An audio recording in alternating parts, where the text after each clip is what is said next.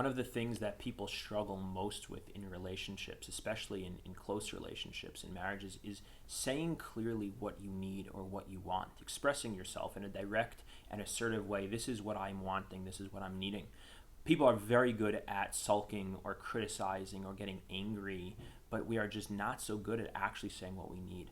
And typically speaking, there's one of two reasons for this, and it could be both or something else, but oftentimes it's either from a heightened sense of ego or a really lacking form of ego. And so what I mean by that is, well, someone might say, I'm not going to say what I need or what I want because the other person should be able to know on their own. They should be able to figure it out. I shouldn't have to say this. If I have to say this, well then, does it really even have so much significance? They should be able to know on their own. So that's kind of coming from a place of a lot of what we call in Hasidus yeshus, a lot of ego, of a sense of entitlement that somebody else should be able to know already. The other side of the coin is from a deflated sense or a void, a lack of self-esteem, which is the sense of I'm not going to say what I need or want, not because they should be able to figure it out, but because I'm not sure that I'm even worthy of having a need or a want. I don't feel enough confidence, enough value in myself to feel that I'm deserving or that I'm worthy of stating something that I need or something that I want. And this leads to all sorts of issues in relationships when the individuals are, again, good at criticizing, good at sulking, good at getting upset, but not good at being assertive and direct in what we need or what we want or what we're feeling or what we're thinking. And the Torah really comes and teaches us a very different way. Because if you think about it, the entirety of the Torah is Hashem saying to us, here is what I want and here is what I need.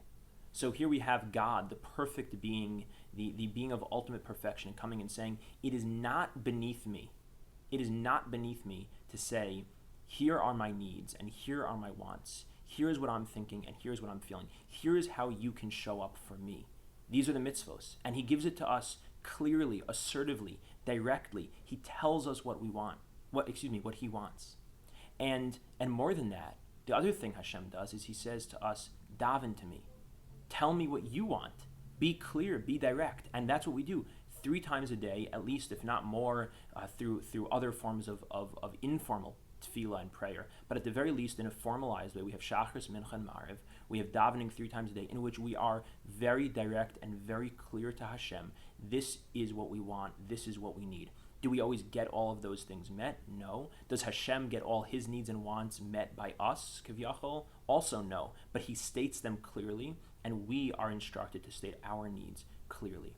What gives Hashem the ability, Kivyachol, so to speak, to do this is because he has that incredibly perfect sense of self-esteem, so to speak. Again, we're talking about God, so it's quite different. But b'makom sha'ata motzei gdulasu shel Kadosh Baruch Hu, sham ata motzei an v'sanusu shel Kadosh Baruch Hu. Where you find the greatness of God, there you find his humility. He's not too arrogant, so to speak, to state what he needs, and he's not too overly humble, so to speak, to state what he needs. He's clear and direct, and he asks of us the same thing. He says, I want to hear what you want.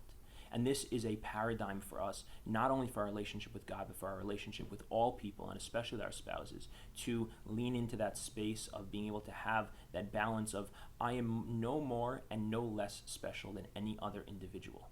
So I'm no more special, meaning I'm not too special, I'm not too full of pride to say that I can't state what I need. No, I can say what I need because it's not beneath me. But I'm also no less special in that I won't say I'm not going to state what I need because I'm not worthy of it. No, I am worthy of it. I am no more and no less special. I am just as special. I am just as valuable, as worthy, as unique as any other individual is. I am, and my spouse is, and so is everyone around me. And so we can state more clearly and more directly what we need, and we can listen to what other people need as well.